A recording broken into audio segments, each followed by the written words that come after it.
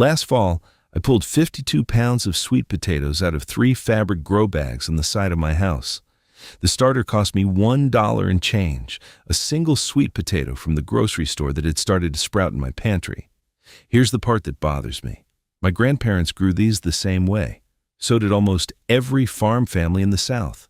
Then, in 1978, a single line in a federal farm bill quietly reshaped what crops got subsidies, what got promoted, and what got pushed out of seed catalogs. And the sweet potato, the actual perennial scrap propagated kind, got pushed out. Stick around to the end, because I'm going to show you the one slip cutting trick Gloria taught me that turns a single grocery store sweet potato into a 50-pound harvest every year, forever. Now, before we get into how I do this, I have to be honest with you about what happened in 1978, because the rest of this story doesn't make sense without it. The bill was called the Food and Agriculture Act of 1977, and it took effect in 1978. One section of it reauthorized something called target prices and deficiency payments, basically federal price supports, for a specific list of program commodities: corn, wheat, cotton, rice, peanuts. That's the list. Sweet potatoes did not make the list. That sounds like a boring footnote, but here's what it actually did. Land-grant universities and county extension services follow the money. Once federal research dollars started flowing toward the supported commodities, the extension bulletins on home sweet potato propagation just stopped getting updated. And around the same time, the USDA started rolling out clean slip certification programs, designed to let commercial growers sell disease-free slips at scale. The problem is, the certification framework wouldn't recognize home-saved slips, because no household stock can be certified. So the big seed and slip catalogs quietly stopped printing the home propagation instructions and started selling certified slips at $1 to $2 each instead. My grandparents grew sweet potatoes in their Ohio backyard the old way.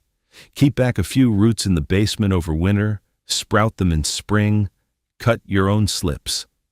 So did almost every farm family in the South. After 1978, that practice stopped being in the books. By the time my generation came along, sweet potatoes felt exotic, expensive, something you bought as a specialty crop. A household that lost this knowledge lost roughly 50 pounds of free carbs a year, plus the ability to keep a self-perpetuating system running on its own. That's the loss. Let's get into how I got it back. Here's what I actually do. I keep an eye on the bin of sweet potatoes in my pantry, and when one of them starts to push pale little sprouts out of its skin, that's my starter. Last year it was a Beauregard, the standard orange variety almost every grocery store carries. One sweet potato. $1.30. Out behind my house in Midtown Sacramento, I have a row of 3 15-gallon fabric grow bags lined up along the south fence. That's the whole sweet potato operation. The fence catches afternoon sun, the bags drain freely, and they don't take up any actual yard space. I could move them to a balcony tomorrow if I had to. For the fill, I don't buy bagged soil. I go 1/3 worm bin compost from the sub pod buried in my raised bed, 1/3 native Sacramento clay loam I dug out of the bed when I built it, and 1/3 leaf mold I raked up from the sycamores down the block last fall. That's it. No bagged mix, no fertilizer, no amendments from the garden center. 3 free ingredients and a fence. When I tell people that's the whole setup, they think I'm leaving something out. I'm not. This is the same configuration my grandparents would have recognized, just with fabric bags instead of mounded rows. And it is exactly the kind of setup that stopped showing up in extension bulletins after the late 70s, because nobody can sell you anything that you can do this cheaply.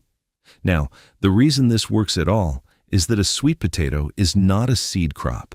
It is a storage root. Storage roots are biology's version of a power bank. They're loaded with dormant meristem tissue right under the skin, just waiting for warmth and water to wake up and push new shoots. Those shoots are called slips, and each slip is its own future plant with its own root system. So here's what I do on the kitchen counter in March. I take that sprouting Beauregard and I cut it lengthwise into 4 to 6 sections, making sure each section has a couple of the little eyes where the sprouts are pushing through. Then, I suspend each section over a glass jar of water using toothpicks, just like the avocado pit trick. The bottom inch sits in the water. The rest is in the air. I put the jars on the kitchen windowsill where I get morning sun. Pepper, my cat, has claimed that windowsill as her sunbathing spot, and she just sleeps around the jars like they belong there. I change the water every 3 days so nothing turns slimy. Within 3 to 4 weeks, each section is pushing 4 to 6 green slips, each one already growing its own little root mass into the water. From one grocery store sweet potato, I get somewhere between 18 and 22 viable slips. This is the part the regulatory framework couldn't reach. The biology doesn't need a seed catalog. It doesn't need a certified supplier. The plant already knows how to reproduce itself from a piece of root, and no rule written in 1978 changed that.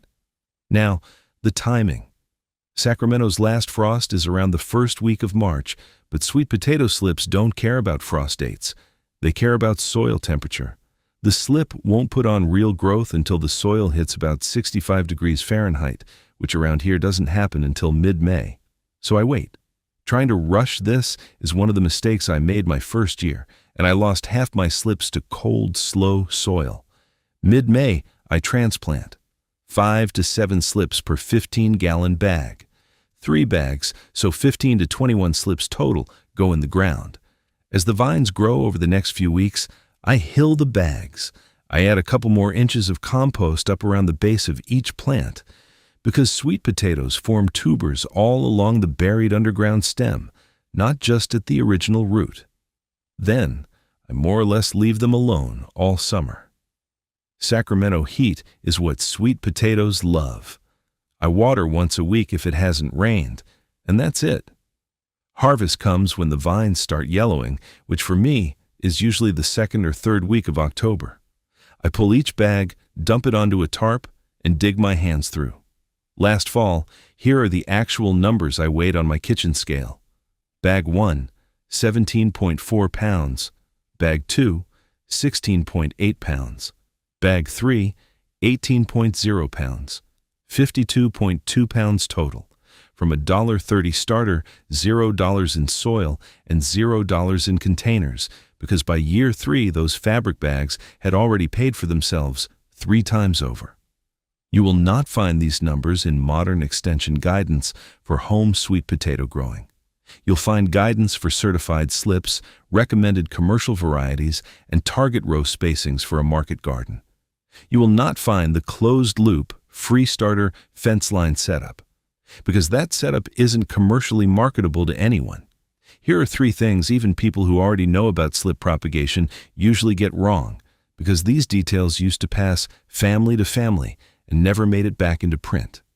First, when you transplant the slip into the grow bag, do not bury it vertically like you're planting a tomato seedling.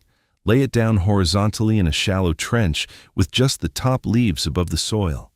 The whole stem gets buried sideways. Why? Because sweet potatoes form tubers at every buried node along that stem. Plant vertically, you get tubers at one point. Plant horizontally, you get tubers along the entire length of the buried slip. That single change probably doubles a bag's yield. Second, stop watering 2 full weeks before harvest. I know it feels wrong. You want to push the plants right up to harvest day. But sweet potatoes need a dry down period at the end of the season to harden their skins. A potato pulled from wet soil bruises, weeps, and rots within a few weeks. A potato pulled from soil that's been drying for 2 weeks has a tough, papery skin that will keep all winter. Third, and this is the one nobody talks about, cure the harvest. Don't just bring sweet potatoes inside and put them in the pantry. They need to sit at 80 to 85 degrees Fahrenheit for 10 days first in a humid spot. I use a closet with a small space heater on low and a tray of water for humidity. Curing doubles their shelf life. It also lets you keep them through winter, which matters because some of those cured potatoes are going to be next year's starters. This kind of detail used to be common knowledge. It is almost entirely absent from modern home gardening resources. If what I'm showing you is making sense and you want the full container system written out, that's Chapter 4 of my ebook, The 30-Day Kitchen Scrap Garden Protocol. Chapter 4 is called Container Gardening on Zero Budget, and it has the diagrams showing the soil layering and the hilling stages for this exact fence line setup. $17 at backyardbuddybooks.com. TV viewers, scan the QR code on screen. Phone or laptop, the link's in the description. Go ahead and grab your phone. I'll wait. No rush. Take your time pulling it up. This book is written for folks who think gardening needs expensive gear or a big yard. It doesn't. Now that you know how this works, let's talk about why it disappeared. 3 forces, working together, pushed this technique out of mainstream knowledge. The first was the commodity program structure itself. To qualify for federal price supports, a crop had to be standardizable, uniform enough that the USDA could set a target price and enforce a deficiency payment. Sweet potatoes propagated from saved roots can't be standardized because every household's stock drifts genetically over time. So sweet potatoes were excluded from the supported list, and the research dollars and extension publications flowed towards subsidized commodity carbs instead: corn syrup, wheat flour, processed potato starch. That's where the HomeGardener guidance went too. The second force was the clean slip certification regime.